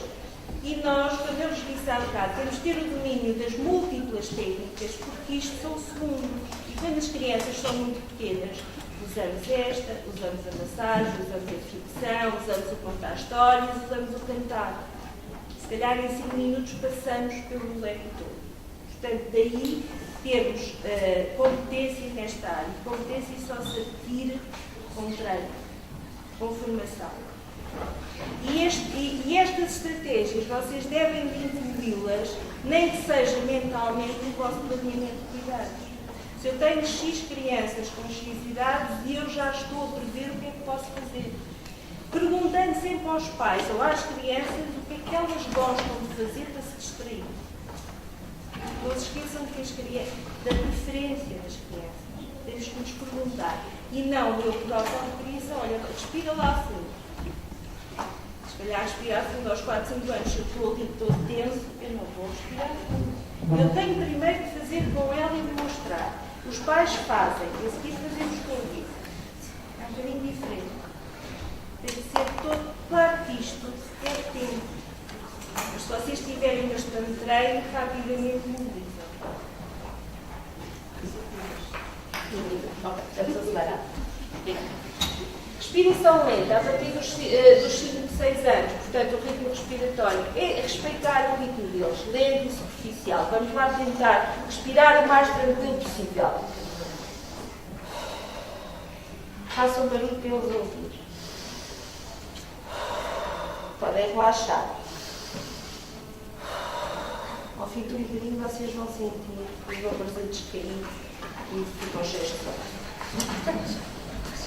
Ciclo respiratório, a partir dos 8 anos, expiração forçada, inspiração profunda, conta para dentro até 5, ou seja, lá tiver 1, 2, 3, 4, 5 e volta a deitar fora o mais forte possível. E volta a fazer. Enquanto eles estão envolvidos nisto, faz o procedimento. As bolas anti-stress. Portanto, a partir da idade escolar, braços e pernas, portanto, contrai 1, 2, 3, 4, 5 e relaxa. Isto estimula a produção das endorfinas endógenas. E balança o braço e faz do outro lado. Eles sabem exatamente o que é manter o braço móvel e para a vacinação. Se vocês experimentarem ter destas bolas lá em casa e ensinarem os pais e as crianças a fazer isto com o pé, vocês vão ver que é extremamente relaxante. E nas crianças internadas, treinamos muito isto antes dos procedimentos para elas irem para as salas de tratamento já relaxadas. O que é importante. Se calhar na vacinação não é o método mais adequado, mas é importante. Nas crianças mais pequenas temos coisas moles definidas, com licença, são coisas muito úteis. A fricção estimula a produção das endorfinas endógenas, tendo de mínimo 3 minutos. Esta estratégia é a melhor para as funções associadas à distração. 3 minutos de fricção não é levezinho. Pode ser fricção em qualquer parte do corpo. Pode não ser no local onde devemos fazer assim. Ele pode levar o émula e nós podemos dizer já aos pais, mal entram na sala, estão a friccionar. Massagem é um bocadinho diferente. Fricção, tempo mínimo 3 minutos, fecha o portão no sentido ascendente da condução do estímulo doloroso. O toque terapêutico atua a nível da pele, estimula o sistema límbico, que é o centro de prazer pela segregação da dopamina e da serotonina, proporciona o relaxamento físico e mental, promove o alívio. Muitas vezes nos adolescentes basta pôr lá a mão no ombro. Os adolescentes, como já aqui foi dito, eles não gostam de mostrar que têm medo e que têm dor. Às vezes basta uma certa pressão fazer. Não é. E não é. Funciona muito bem. Às vezes não precisamos de grandes palavras. Estás mesmo. Então, ao mesmo tempo estamos aqui, estamos a conversar. Podemos conversar da comida. O que é que tu gostas? Olha, eu gosto de pizzas. Sabes fazer pizzas? Vocês sabem fazer pizzas? Sim. Saudáveis? Ensinar a fazer pizzas saudáveis. Uma chávena de farinha, um queijo fresco, a massa, bola. Espera meia hora. Está pronta para fazer. Se vocês quiserem rechear o que quiserem. E depois, gostas do quê? Eu gosto do bacon, eu gosto do tomate, eu gosto do milho, eu gosto da alface, dos brócolis, ok? E à medida que vamos construindo as comidas que eles gostam, vamos fazendo o vestimento. Ou seja, estamos a distrair. No bebê ou na criança pequena, eu trouxe-vos aqui o toque em borboleta. O toque em borboleta pode ser feito pode e deve ser feito pelos pais. Tem uma sequência, mas o que é que lhe interessa? É tocar em paralelo a criança. Pode ser na face, pode ser nos braços, pode ser no peito, pode ser nas pernas. O toque em borboleta, se for feito por um conjunto, se for feito em integral, serve para relaxar, as crianças dormem melhor, comem melhor e aprendem melhor mais tarde. Mas para os procedimentos deve ser feito pelos pais e pode ser só parcial. Eu deixei só aqui uma reflexão no fim, mas antes disso, na respiração, há bocado não vos falei, na respiração profunda, temos o soprar as bolas que eles gostam. E nós também, claro. Temos que ter atenção, o tipo de procedimentos, claro que não penso que queimadura eu não posso fazer, mas se calhar da vacinação não posso.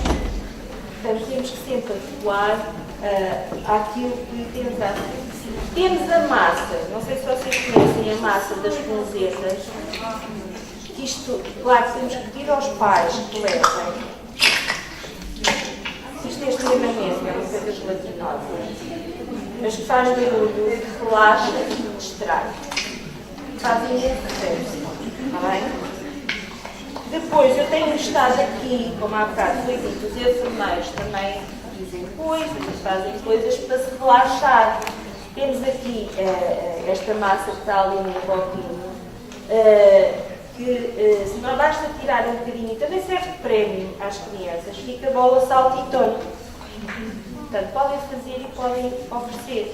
Ao mesmo tempo que eles vão amassando, vão relaxando,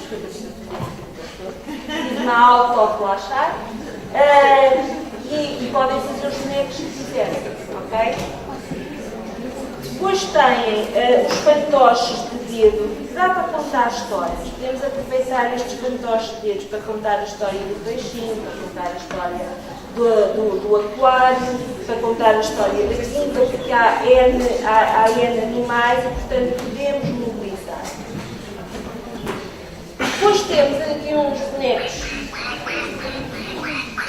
Também dá para distress, né? Salvam os olhos. E à medida que vamos comprando, faz barulho das crianças entre os 2 e os 4, que adoram isto. Tem o sapo, tem Tem um par, tem outros. Portanto, é aquilo que vocês quiserem.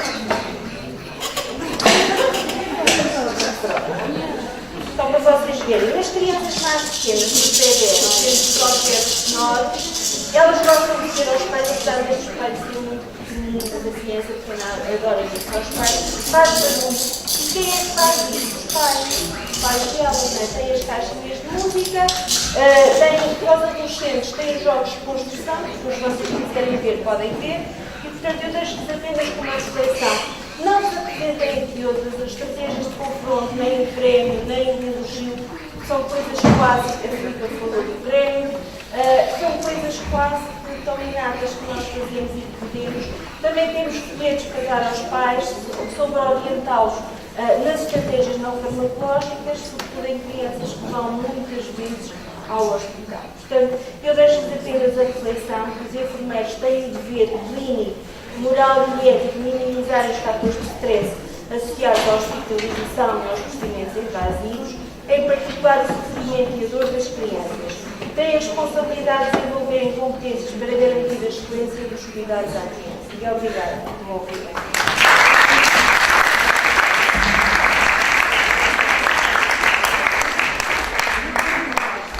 Muito obrigada à enfermeira Ivone. Foi aqui um momento também, não só de trabalharmos assuntos sérios, mas a brincar, não é? Com estes estímulos todos que aqui nos trouxe, mas principalmente que nos ajudou a perceber que tudo isto pode ser utilizado com sucesso para a prevenção ou o alívio da dor da criança. Quero realçar aqui desta comunicação também esta importância da preparação dos pais, não só para aderirem a estas estratégias e participarem, mas sobretudo para evitarmos alguns comentários ou comportamentos dos pais que possam agravar o comportamento das crianças, como ouvimos também desde a primeira comunicação com a professora Ela. Não me vou estender muito mais, até porque tentei fazer um bocadinho o ponto da situação no final de cada comunicação, para termos tempo para ouvir as vossas dúvidas, os vossos comentários, o que querem discutir sobre os estímulos que aqui hoje tiveram e que foram muitos e ricos, na minha opinião. Vou passar a palavra agora para a Assembleia. Temos aqui um microfone que a vossa colega cá embaixo tem, para quem quiser então utilizar para pôr as vossas questões e assim todos podermos ouvi-los.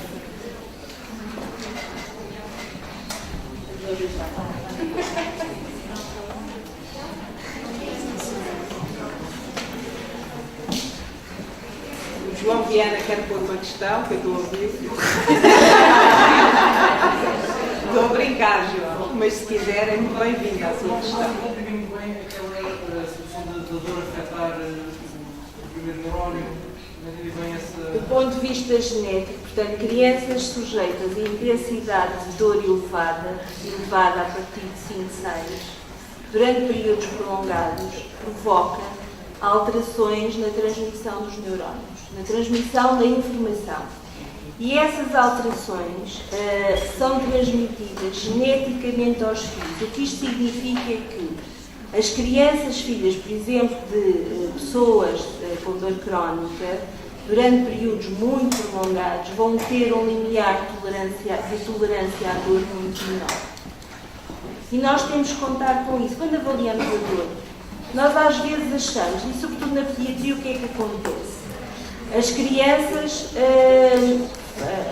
os mitos que há e os juízos de valor que há, é que as crianças fazem birra, são mal educadas, são apelativas, porque gritam e porque choram. Vocês há pouco viram um filme, a criança entrou e mal se sentou, já estava a dizer que não queria, já estava a choramingar, mas nós temos que tentar perceber porque é que ela tem este comportamento, o que é que aconteceu na vida daquela criança para reagir assim. Claro que numa sala de vacinação, se vai lá uma vez de X tempo, se calhar não vamos perceber muito isso. No hospital, a coisa é um bocadinho diferente. Quando nós, como a Filipe há pouco dizia, se faz a história de dor, devemos perceber o que é que aconteceu na vida daquela criança. Quantos internamentos já teve? Porque nós depois dizemos assim, até aos 3 anos não temos memória consciente. Tudo o que se passa na nossa vida fica registado. Podemos não nos lembrar, os nossos pais podem não se lembrar, mas desencadeiam reações em nós que têm a ver com algo que se passou na nossa vida. E, portanto, a nível de intensidades de dor, a partir de 5, 6, durante períodos prolongados, provoca alterações na transmissão da informação. E o limiar de dor decresce muito. E, portanto, nós temos que tentar perceber como é que é aquela criança ou a dinâmica daquela família, ou se, portanto, crianças, filhas de pessoas com dor crónica têm um limiar de dor muito menor que os outros, porque a observação que eles fazem dos modelos que têm é diferente. E, portanto, geneticamente também já estão marcados. E nós, enfermeiros que lidamos com crianças de dor crónica, temos que perceber isto um bocadinho, como é que são as famílias e como é que foram arranjadas. Muito obrigada. Mais questões, por favor?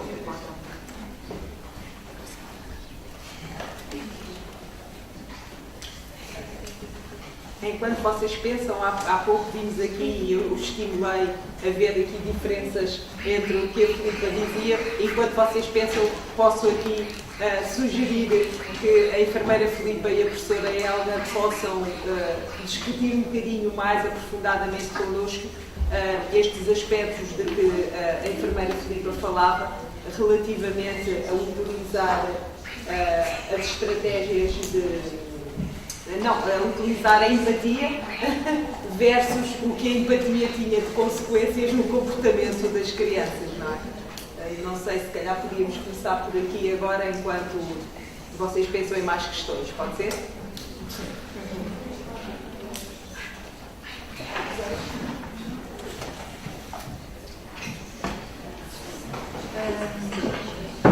É assim, isto é um bocadinho novidade para mim, esta questão de, porque sempre, como enfermeira, nem sempre fui habituada lá está, a utilizar a relação empática como uma estratégia para me sentir que estou realmente a apoiar aquela criança, aquela família sentir que realmente eu estou a perceber.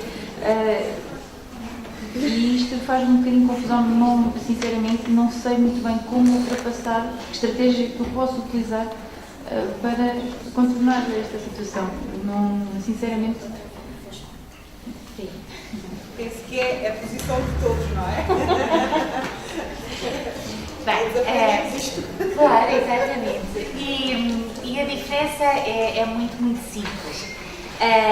Empatizar num caso específico em que nós estamos a falar de crianças em idade pré-escolar, saudáveis, que vão à vacinação com um espaçamento de tempo bastante significativo.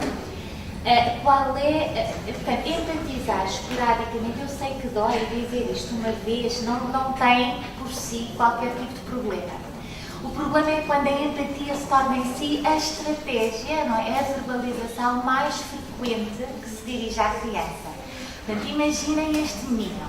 Se nós passarmos a parte antecipatória da vacinação, que é até a inserção da agulha, sempre a dizer, coitadinho, eu sei que isto dói, pois é, tu tens muito medo também da agulha. Se nós passamos estes 3 minutos sistematicamente a empatizar com a criança, estamos a centrá-la nos aspectos mais ameaçadores do procedimento, que é dizer-lhe que dói, que sabemos que dói, e sabemos que tem medo da agulha, e sabemos um conjunto de coisas que colocarmos na perspectiva da criança. Qual é a desvantagem também deste comportamento? É que quanto mais frequente é, o tempo passa e nós aproveitamos esse tempo para este tipo de estratégia em detrimento das estratégias distrativas. Portanto, quando nós falamos em empatizar, não é ter uma atitude de sermos completamente indiferentes às queixas da criança. É importante dizer-nos pelo menos uma vez que compreendemos que o dela é difícil. Agora, o problema é, como a enfermeira Ivone dizia e a enfermeira Filipa também, como os pais muitas vezes não sabem o que fazer, empatizam, e os enfermeiros também, às vezes quando não estão muito seguros das estratégias e veem a criança muito aflita, automaticamente é isto como nós, como seres humanos, fazemos. Portanto, a importância de nos formarmos nas estratégias distrativas, que era aquelas que a enfermeira Filipa trouxe, que aquelas que a enfermeira João também nos deu a conhecer, para termos recursos alternativos à empatia nestas circunstâncias específicas, é de facto muito importante. Porque a empatia nós sabemos que o que visa é a expressão emocional. Quando uma pessoa precisa de se preparar para uma perda, para uma amputação, ou a perda de um filho, ou a perda de um pai, ou qualquer perda, ou a perda de um estilo de vida que passa a ser mais limitado, esta perda, para ser processada, temos que chorá-la. E a empatia permite-nos isto, sentirmos acompanhados, não é, na nossa dor, para podermos processar esta experiência de uma forma fluida. Ora, não é isto que se trata, não é esta situação que se trata na vacinação, não é? Portanto, não queremos que a criança propriamente se sente muito em expressar a emoção, chorando e gritando, que isto vai interferir com o nosso procedimento. Queremos sim que ela colabore ativamente, que utilize estratégias distrativas e que isto seja o menos traumático possível. Portanto, é aqui um bocadinho a diferença entre a empatia aplicada na vacinação e a empatia que todos devem continuar, claro, a utilizar como uma competência fundamental na enfermagem. Muito obrigada. Ainda bem que tivemos a oportunidade de clarificar. Já estava toda a gente a achar que afinal não temos que ir. Vamos ouvir mais questões? Para além do pato, não é? Estes momentos também são importantes para descontrairmos um bocado, não é? Faça favor. Nós Vamos abrir. somos um grupo de demografia e o nosso tema de trabalho é os cuidados não traumáticos na vacinação na criança de idade pré-escolar. Por isso é um assunto que nos interessa bastante. Eu gostava de perguntar à enfermeira que veio para a seguir se nos vários contextos em que passou, se viu que os enfermeiros utilizavam essas estratégias de sedação e como é que reagiram depois do seu projeto de fazer o diploma, de falar dessas estratégias de fazer a sessão, como é que os enfermeiros reagiram, começaram a utilizar? Eu penso que o meu projeto se pode dividir em duas grandes fases, ou diferentes fases. Inicialmente passei por vários serviços onde tentei absorver o máximo de informação, de aprendizagens, competências, para depois, então, no meu contexto de trabalho, que eu já conhecia a equipa, sabia que era uma preocupação da equipa, e assim eu ter, no fundo, ferramentas para poder aplicar. Quando passei nos diferentes locais de estágio, vi foram todos completamente diferentes. Vi realmente onde se aplicavam imensas estratégias, onde estava, digamos que incutido nas equipas, fazia parte do dia-a-dia, o brincar fazia mesmo parte do dia-a-dia dos tratamentos, e aquilo era feito com uma intenção, sabia-se o que estava a fazer e da importância daquilo que se estava a fazer. Outros locais, não tanto, fiquei por vezes um bocadinho desiludida de ver como é que alguns procedimentos eram realizados, às vezes até sem estratégia alguma, e isto ainda acontece. Nesses momentos tentei sensibilizar as equipas, mas eu estava ali um pouco de passagem, pouco tempo. Mas fui tentando mostrar o que existia, estas normas quando apareceram, então a norma também da Direção-Geral de Saúde de 2012, assim que saiu, veio para os serviços, mostrar o que podemos fazer mais e diferente, né? E melhor. Quando foi para implementar na USF, eu no fundo já sabia que a equipa ia estar receptiva, portanto o que me facilitou bastante. Era uma equipa pequena, uma equipa que eu sabia que realmente estava preocupada e queria ter mais competências, foi muito mais fácil de implementar. No dia-a-dia, nos estágios, não era só eu a implementar. Quando construí o kit, por exemplo, que eu chamei vacina sem dói-dói, não fui só eu a pegar nele e a trabalhar com ele, foi a equipa, quem estava comigo na vacinação. Nos dias em que eu não estava, continuaram a aplicar, assim como outras medidas. A equipa foi muito receptiva, mas tive essa vantagem, já estavam, digamos, preparados. Quando fiz a sessão de formação, não foi só para enfermeiros, foi a equipa toda. As OICs fazem imensas reuniões e trabalham muito em equipa, e foi nesse contexto que fiz a formação, foi para médicos, enfermeiros e administrativos. os enfermeiros já sabiam do que se tratava, os médicos ficaram um pouco mais surpresos, apesar de saberem que isso estava a ser feito, receberam também com muito agrado, porque desconheciam e, no fundo, os médicos também podem aplicar algumas destas medidas. No fundo, sinceramente, acho que a equipa, toda ela, foi bastante receptiva. Não sei se respondi. Queria só acrescentar que até a importância do administrativo ter conhecimento, porque há folhetos, a Filipa hoje não trouxe o folheto e não mostrou assim muito conteúdo, mas que é tão interessante, obrigada, que é tão interessante ver que se preocupou até com alguns mitos que as famílias e as pessoas do senso comum têm para evitarem continuar a repeti-los às crianças e o que devem fazer para uma próxima vez ajudarem os filhos a viver este momento que lhes causa medo, ansiedade. E, portanto, o folheto também tem este interesse. Os administrativos, os médicos, toda a equipa estar dentro e ter esta filosofia de cuidados permite dar importância ao porquê que é importante fornecer estes folhetos, porquê que é importante dizer para esperarem na sala e não à porta da sala de vacinação. Portanto, os médicos estimularem os pais também a adotarem estas medidas. Portanto, foi uma estratégia que envolveu todos e que, de facto, me parece da maior importância. Mas mais questões, se tiver? Está-se a favor? A questão que é um pouco particular, não sei se fará sentido, mas eu estou a estagiar no quarto ano, estou a estagiar na urgência pediátrica. E uma das situações que foi mais difícil de presenciar, porque não tive uma grande intervenção, foi uma pulsão lombar na sala da enfermagem, na parte da pediatria, mesmo da urgência, depois de treinamento curto, mas em que praticamente foi muito difícil, quer dizer, aquilo é violentíssimo, a criança tem que estar completamente contida, porque não se pode falhar um milímetro, os pais foram de todo, quer dizer, não lhes foi permitido decidir se queriam estar ou não presentes. Foi-lhes dito que o protocolo, pois não existe um protocolo, mas em todo o caso existe ficticiamente um protocolo para que os pais não estejam presentes. E pronto, eu fiquei com esta questão de o que é que, se não há mesmo nada a fazer naquelas situações, porque também, claro, não é uma situação frequente, felizmente, mas é tão invasivo e é tão difícil de... Eu compreendi porque é que os pais são vivamente aconselhados a não estar, ou lhes negar essa possibilidade, não é? Porque eu, se fosse mãe, não ia presenciar aquilo. Mas pronto, queria perguntar também se tem alguma ideia do que é que isto... É assim, muito obrigada pelo seu comentário.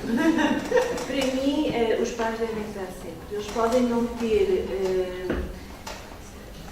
a estrutura para assistir ao procedimento, eu entendo isso perfeitamente, mas eles são ensinados e são envolvidos para se centrarem na criança e não verem o procedimento. E, portanto, eles estando lá é o primeiro elemento de segurança. E depois, incentivar a distração, conversar o que é que fizeste na escola, o que é que ele gosta, o que é que ele gosta de brincar. Claro que aí não vamos incentivar as estratégias de respiração, nem nada disso, mas é a estratégia de distração. E às vezes o diálogo e sobre coisas agradáveis do dia a dia, das férias, do que é que ele gosta de fazer na praia e na montanha, é o suficiente. Claro que depende da idade. Se for uma criança mais pequena, os pais podem cantar para a criança, podem friccioná-la, podem massajá-la nos braços, porque aquela zona, ele tem que estar todo dobrado, mas aquela zona tem que estar exposta, mas há sempre maneira de dar volta à questão. Portanto, não fazer nada e, se possível, aplicar o EMLA com 2 horas de aplicação tem resultados muito bons nas punções lombares. Porque às vezes a punção lombar não é assim tão emergente quando se pensa. Claro que se for uma questão de minutos para iniciar uma antibioterapia, se calhar não se pode estar à espera. Mas por vezes eles podem esperar, só que o médico em si é que não gosta de esperar. E fica inseguro com os pais lá. São eles que ficam inseguros, não são os enfermeiros. Portanto, e eu esclareço sempre os pais que têm o direito e devem lá estar. Eu percebo que uma mãe me diga, olha, eu não consigo, eu tive uma mãe na sala de tratamentos que disse, eu não consigo todo estar ao pé do meu filho. E eu insisti e tive um mau resultado. Mesmo sentada, ela caiu do banco. Isto aconteceu. Estava sozinha, mesmo encostada à cara da criança, ela caiu. E então a estratégia seguinte foi ela ficar atrás do biombo e cantar para o filho. Mas estava lá. A criança sabia que a mãe lá estava, porque a criança gritava desalmadamente, eu quero a minha mãe, eu quero a minha mãe. E a mãe dizia-me, se a enfermeira não consigo estar, eu não consigo estar, como é que eu vou fazer? Portanto, há uma coisa que vocês também têm de pôr na cabeça, que os direitos da criança prevalecem aos direitos dos pais. E temos que ser nós a negociar e arranjar estratégias de negociação. E, portanto, tentar aqui que eles adiram. Eles não precisam de ver o procedimento. Eu nem quero que eles colaborem no procedimento, eu só quero que eles distraiam a criança, o filho deles. E, portanto, temos que lhes também dar informação e preparação para distrair. Porque se eu estou ansiosa com aquilo que lhes vão fazer, reparem, uma punção lombar, se eu nunca vi o meu filho fazer, quando me dizem que ele tem que fazer uma punção lombar, fico num estado de ansiedade brutal. Portanto, eu primeiro tenho que me acalmar. Alguém tem que me acalmar primeiro a mim, para eu poder colaborar depois em tranquilizar o meu filho. Portanto, alguém tem que se preocupar em tranquilizar os pais e depois a criança. Mas isto às vezes requer 2, 3 minutos. Os médicos dizem, já, agora. Temos muitas vezes que fazer a ponte entre um lado e o outro. Somos nós os mediadores. Portanto, é fundamental a nossa atuação aqui. Senhor doutor, se calhar mais vale esperar um bocadinho que eu lhe ensine, do que estarmos aqui, eu a conter, eu por cima da criança, venho auxiliar também, e depois isto é uma chatice, porque ele depois vai se mexer e isto pode ser difícil. Há sempre um ponto de mediação. Obrigada.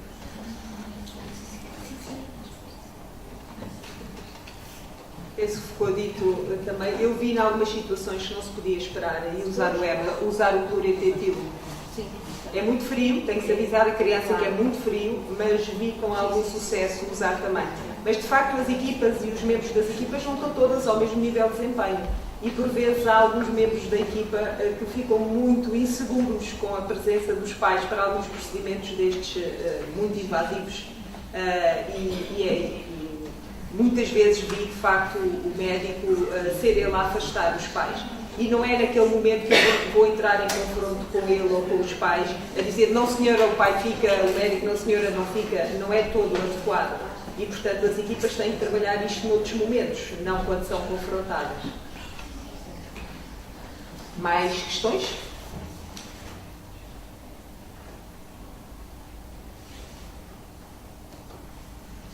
Parece que agora vamos ficar por aqui, não é? Eu queria só agradecer e dizer que foi para mim com grande gosto que estive aqui a discutir estes assuntos convosco, na mesma mesa de pessoas que eu admiro muito e que já tive a oportunidade e que tenho ainda a oportunidade de trabalhar com todas elas, a professora Elga, que é do meu departamento, e com quem eu aprendo sempre muito, uma pessoa muito generosa e de uma grande partilha. Também a enfermeira Filipa, que conheci mais recentemente, mas que fomos fazendo este caminho durante o mestrado e que é uma pessoa muito empenhada, procura muita coisa, traz, discute, é muito interessante e muito intensa e profunda naquilo que faz, o que me coloca muitos desafios também, portanto, é daqueles estudantes que nós gostamos muito, porque nos desafiam a ir mais longe também. A enfermeira Ivone, com quem eu trabalhei durante muitos anos no Hospital Dona Estefânia e com quem também aprendo muito, e tenho um grande orgulho de saber que no hospital, que é do meu coração, porque trabalhei lá há muitos anos, está interessado em melhorar cada vez mais vários aspectos, nomeadamente este do alívio da dor da criança, onde a enfermeira Ivone tem um peso muito forte naquela instituição e tem feito um trabalho de retaguarda que precisa de se intensificar e de manter e de continuar, porque estas coisas não se mudam de um dia para o outro e as equipas precisam de continuar a ser estimuladas, e esse é o trabalho que ela faz. Muitas vezes na retaguarda, não ultimamente, não é? Porque já não está na prestação direta de cuidados, está na retaguarda, mas que exato, mas que tem depois um grande impacto nas práticas.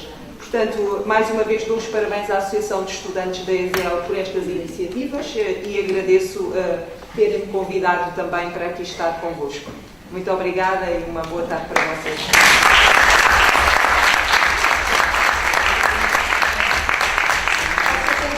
Quero agradecer a vossa presença, porque sem vós nada disto seria possível, visto que a AE trabalha por vós e para vocês. Gostaria também de agradecer o contributo das preletoras, a senhora enfermeira Ivana Ornelas, a senhora professora Alga Pedro e a senhora enfermeira Filipe Azevedo, e também agradecer a enorme ajuda da professora Odete Lemos nesta conferência, porque sem ela nada disto teria sido possível. Muito obrigada.